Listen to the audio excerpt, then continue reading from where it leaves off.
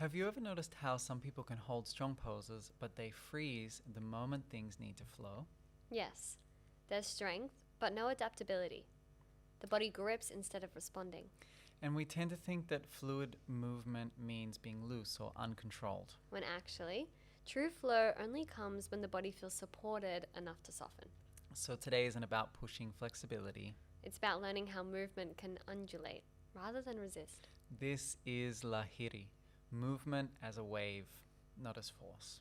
So I've practiced yoga consistently for about 10 years now, and I know that the most important part of building consistency and experiencing the true benefits of yoga is community, other people to hold you accountable. And second to that is a solid practice plan. Simple, guided sequences that you can practice for a long period of time. Too often, we skip practice when no one's watching. And when we do find the courage to show up, we find picking a random class on the internet feels completely overwhelming. And this is exactly why I created the OmSom app. It's a free study tool to learn the Sanskrit and philosophy of yoga. Plus, it's home to the Sadhana Sangha, which is our online community. Within that community, you won't only find daily challenges to keep you accountable to showing up every single day, but every single month, me and the team will give you 5 practices. We'll take you through an asana workshop, a subtle technique workshop, and we'll break down a few lines of the Yoga Sutra together. It's honestly been my dream to create this app for so long now, ever since I started teaching, because this is what I truly needed when I started practicing yoga. Check it out in the show notes, or just search OmSom on the App Store. That's OMSOM. Anyway, back to the episode. Welcome to the OmSom Yoga and Ayurveda podcast. My name is Aaron Petty. I'm a yoga teacher and a yoga therapist. And I'm Millie. I'm a yoga teacher and a Pilates teacher using movement for empowerment. And this week, as the beginning of a new month, we're going to start to explore the water element, which we call jala in yoga. It's the principle of flow and adaptability, but this week we're actually going to focus on one specific part of that, which is this idea that we call lahiri. And lahiri is the Sanskrit word for a wave. And so when we talk about this in practice, you might notice sometimes when you're watching people do yoga asanas, they just look so graceful when they're practicing, and there's not this kind of like stiffness in the transitions, but there's this kind of like undulating, effortless movement that happens between the postures. And so there are parts of our yoga practice where we are required to hold the poses. That's kind of what we spoke about last month around the earth element and this kind of like principle of stiram and steadiness. But we are now going to start to look at the other part of our practice, which is what happens when we're moving in our asanas. And how can we start to really refine that and understand it through both a practical sense and an embodied sense. Now, we always start with a story. So, let me tell you a story, Millie. Please. So, this is a Zen story. And a student comes to a teacher and he kind of like started complaining about how his practice just felt a bit rigid and stuck. He said, I can sit and I can hold still, but everything inside of me feels tight and restricted. And so the teacher took him along. He said, come with me. And they took a little walk down to a river. And the teacher just said, watch the river. And so as he started to watch the river, what he noticed was that the water would effortlessly kind of flow around the rocks without stopping, right? There was this solid object, and it caused the water to be curved and bent and turbulent and moving, but the water never kind of lost its way. It just continued to flow along its path. And so what the teacher says to him is, you're trying to be like the rock. But the practice is to become like the river. And so in yoga, like this idea is that our body is not meant to be fixed in shape like a statue. We're not trying to be rock hard. We're trying to become steady, but at the same time, we need to be able to respond, right? Respond to the shifts in balance, respond to what's happening internally, respond to how we show up on the day. And it's this kind of intelligence in our practice that we call lahiri.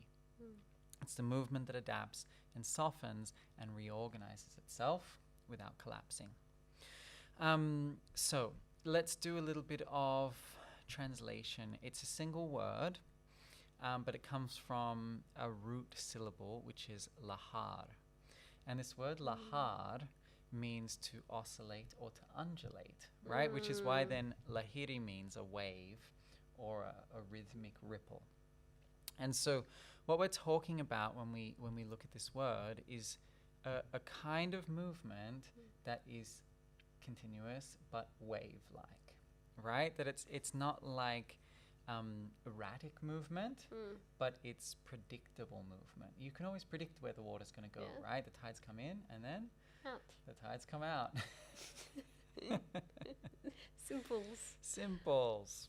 Okay, so we build this stability first, and then from that stability we get this is what you said before in your intro, like this empowerment. Yeah. Right? And it's like this empowerment to move with intelligence. And like, I don't know if you ever like scroll on the internet and you like, do you ever watch like the circus performers and like the really incredible dancers, just like people who have just like put their life into movement? Yeah. And just like, you look at these people and it's like, oh, that is so beautiful. Like the amount of control, the amount of grace, the amount of ease and fluidity that they move from. But like it always comes from a stable base. Yeah. Like, have you ever seen those handstanders that can like, they're on their hands and then like their legs will flow over this way and then they're on one hand and then they're holding a bow and arrow with their feet and shooting at a target. And it's just like, that all comes from stability. Yeah. But once the stability's been established, then there's movement within that stability.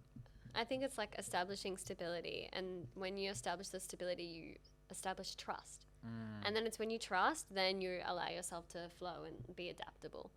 But yeah, it comes from that steady foundation. Yeah, and it's just like movement then doesn't need to be so effortful. Where in the beginning it can feel like that, where it's like, you know, like the baby giraffe. Kind of like, I'm just kind of like clumping around. I don't have the body awareness. So stability gives us the awareness of the body. Yes. Once we have the awareness of all the different parts of the body, then we can start to like articulate like be really specific about what we're moving, where we're moving it, how we're moving it. And it's like the how of movement that I really want to explore with you today. And so it's like the foundation is stability. But what did we say the foundation of the stability was in the body last week? The foundation starts from the feet. The feet. So we say then the feet are the foundation, right? And then we spoke about how we can stack the ankles and the knees and the hips on top of one another. And then we can start to use the spine. And the spine starts to function like a wave. So we kind of talk about this on a lot of our trainings. Like it always starts with the stability, but then we talk about like, well, all right, how do we actually move? Yeah. And we do these, the spinal waves, right? And I love watching people learn the spinal waves. Yeah. Because like it just looks so clunky in the beginning. Yeah. But then after watching people go for a month and come back and they've put the time and the effort into this kind of articulation, then it looks wonderful. And it feels wonderful. Oh, it feels so good. Yeah. And it's like, you find that kind of like freedom to move by building strength first. But without that foundation, it's just like movement can't really happen, right? So think about like the ocean or any kind of body of water that like, you know, you jump from the bridge and you land in the water, but the water's hard. Yeah. And I think this is what's so cool about water is like it has substance. Yeah. But that substance has the capacity to like absorb and to move and to change shape. And so it's that we build not rigidity, but we build freedom within our bodies. And I don't know, maybe like you can speak to this a little bit more around like what does it look like when you have a student who comes and just like doesn't have any body awareness, and you like teach them the stability and you teach them the foundations, you teach them the awareness, and then like that moment, like that spark where they kind of like start to pick things up. Yeah, it's so beautiful. they can feel it in their body, and then their practice changes. Yeah. Yeah, and like then life changes. It's Yeah. like everything that you do, getting in and out of your car, It's or more like useful. picking up your groceries, just like movement in life becomes more easeful. Yeah. And I think like especially with older people. Yeah. And they're just so grateful. Yeah. And then it's like, because it like life just feels more magical and like brighter for them. I think that's what I love is like, yeah, when they then they are so grateful that they keep coming back. Yeah.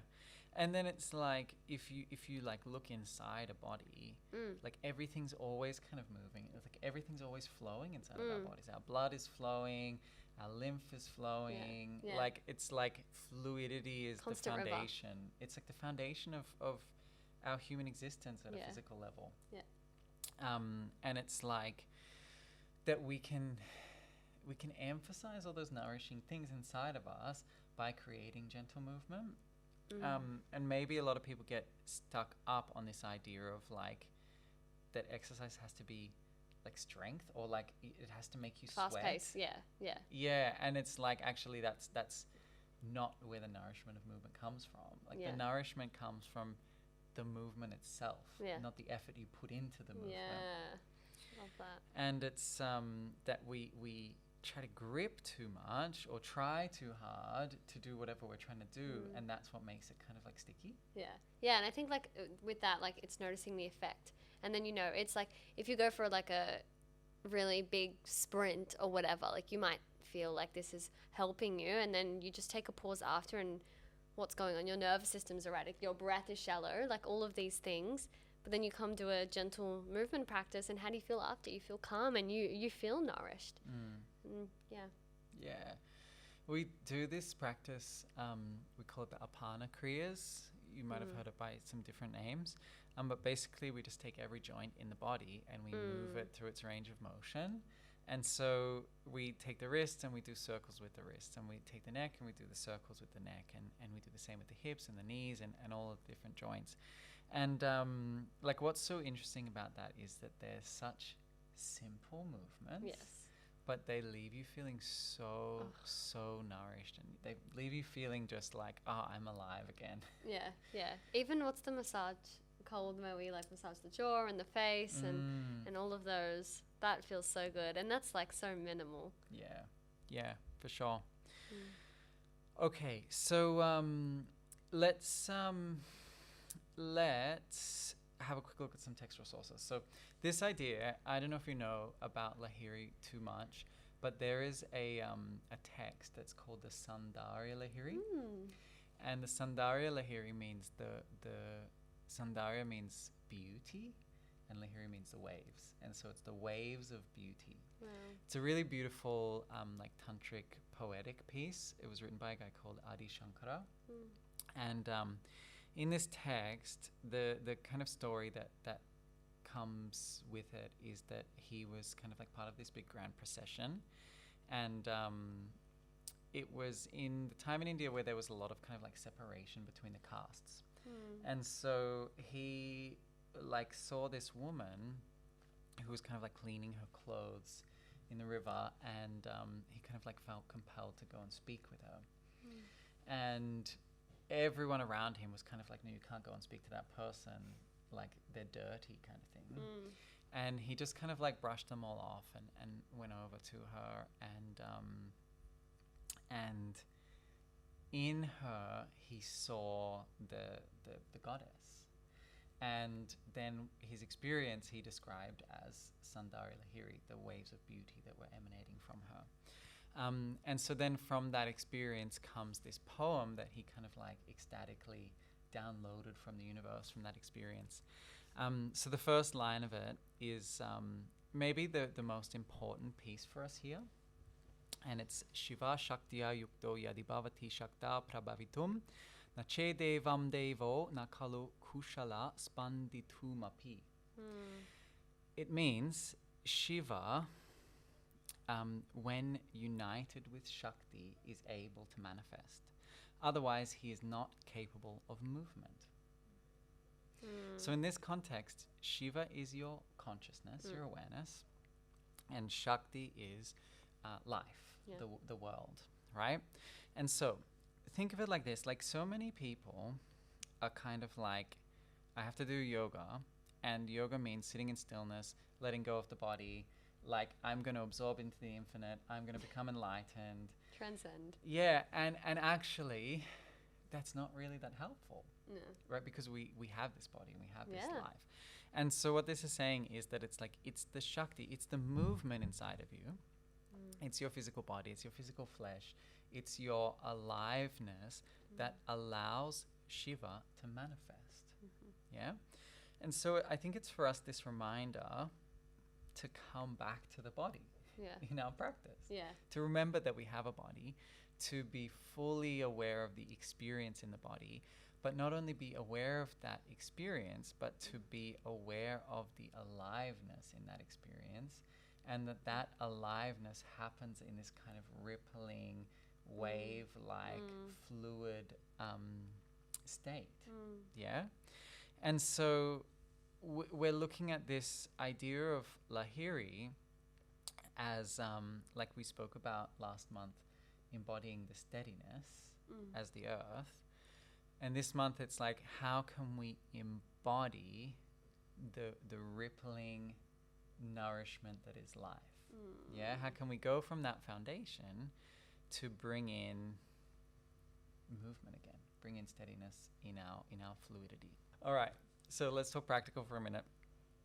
What is the main practice that we do in relation to Lahiri in our asana practice? Spinal waves. Spinal waves. And then what are the, well, like, if in our asanas, like our spine can be rigid and straight, what does undulation mean for the spine?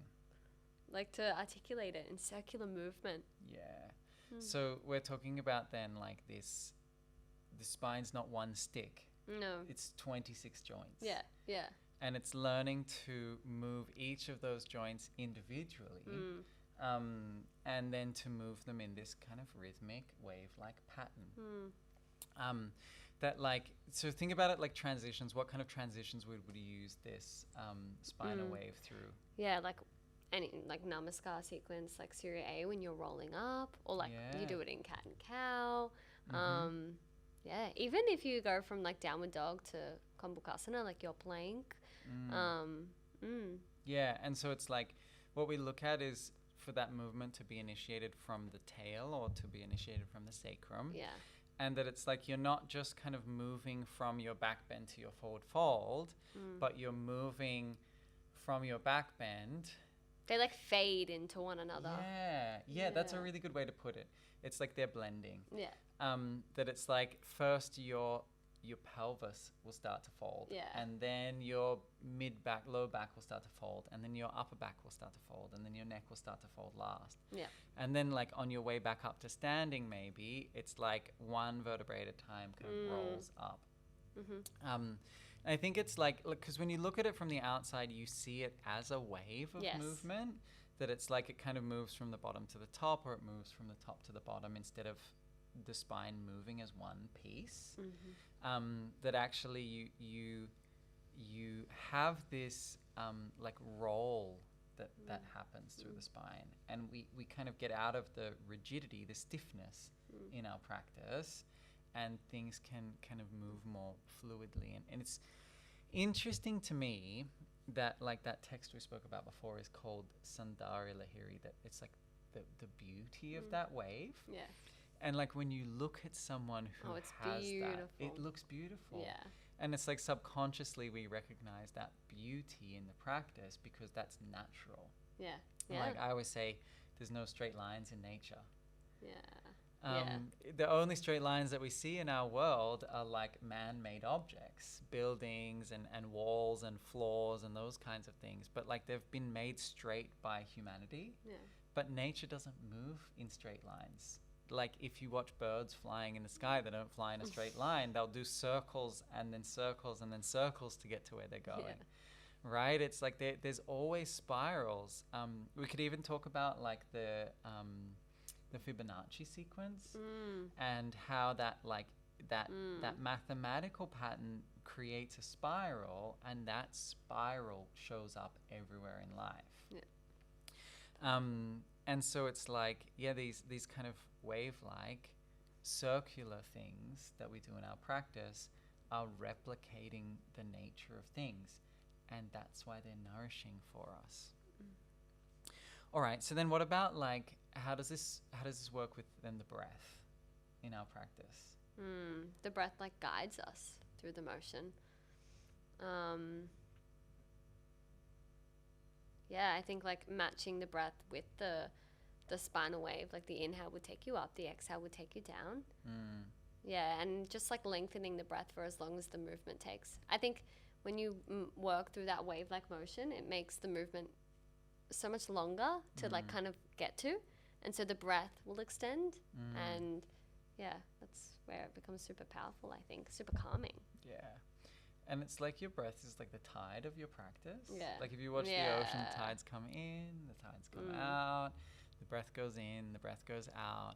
And when you can really master that process of like the breath and the movement are felt to be the same movement. Yes. That it's like that's the moment where you like drop into flow. Yes. Where like we think the flow happens by doing lots of asanas in sequence, but actually that's not flow, that's just doing lots of asanas. Yeah. Totally. You build the stability, you start to learn how to really move in a natural way. You then integrate the breath into that, and it's like it doesn't even just look beautiful, it feels beautiful.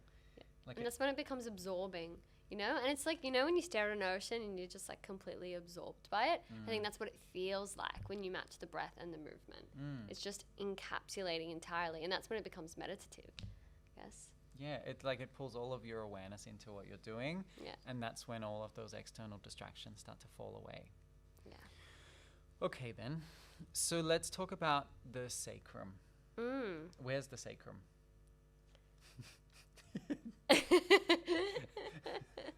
Bottom of my spine. If you're not watching, Millie just pointed. She just pointed at her sacrum. Tell us where our sacrums are. It's like the lower part of your spine. Yeah, the lower back. And I think a lot of people will like point to their sacrum and say, this is my lower back. Yeah. But the sacrum it's a really cool bone, if bones could be cool, that holds your spine to your hips or your pelvis. But the beautiful thing about the sacrum is that it's like the bridge between your lower body and your upper body. And so, you know, like when you see an old tradie and they kind of like everything they do looks stiff. Yeah, it's because their sacrum is locked up. Yes. Once the sacrum kind of stiffens, then everything becomes stiff. The walking pattern becomes stiff and rigid. Yeah. And then the opposite, like if the sacrum becomes destabilized and loose because you've done too many hip opening postures, then it's like the stability disappears. And so I think the sacrum is such a cool part of the body because it really gives us that like reference point for freedom of movement and the effortlessness of movement. And not only that, but if you can learn to like move your sacrum in a rhythmic way, it has this relationship with your brain. And we talk about, it's called the cerebrospinal fluid. Yeah. This is the fluid inside of your spine and the fluid that's inside of your brain. And the thing about this fluid is that it's not just like lubrication, but it contains all of the nutrients and the nourishment that your brain and your nervous system need. And the sacrum, when it moves in this like wave-like motion, it becomes like a pump for this fluid. And it then coats the nervous system and it coats the brain in this fluid that in turn nourishes it. And we can even look at things like how dementia is formed by the drying out of the brain and all of these nervous system related diseases that are caused by the drying out of the nervous system. And like this really simple action of moving your spine like a wave can hydrate those tissues and help us to come back towards health. So if you see someone who's walking around like they've got peg legs, get them to Millie's class in Sadhana Sangha and get them doing some spinal waves. Yeah.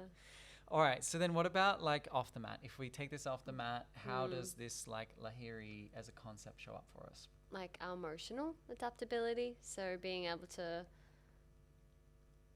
like allow our emotions to to fluctuate and I guess kind of control them in a way that's like got that stability behind it.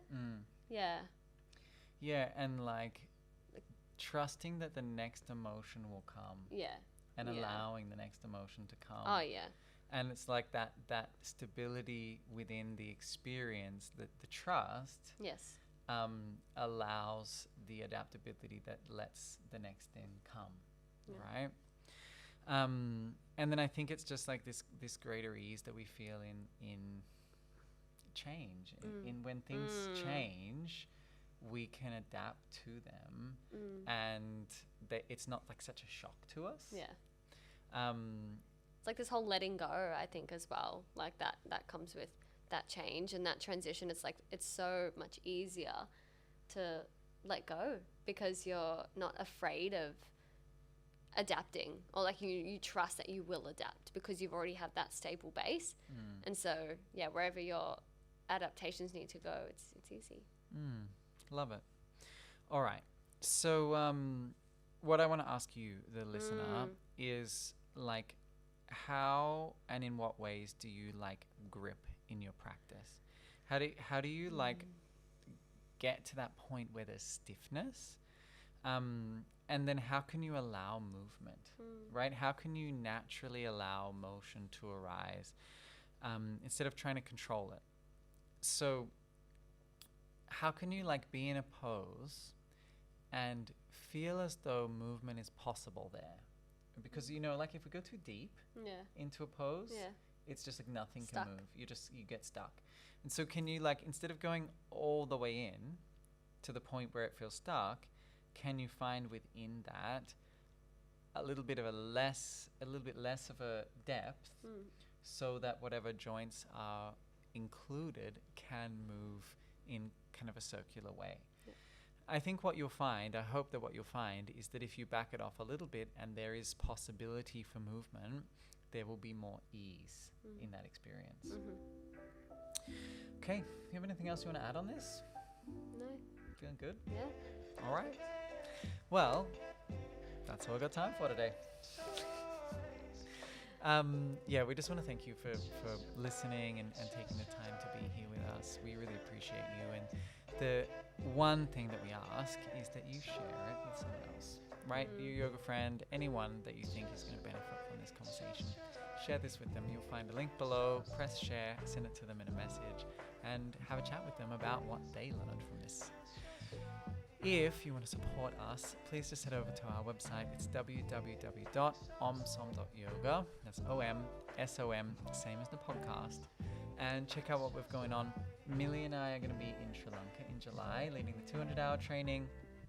We've got some retreats coming up. We've got some online training. So go check it out. If there's something resonates with you, come and join us. We would love to connect with you. Hariom. Hariom.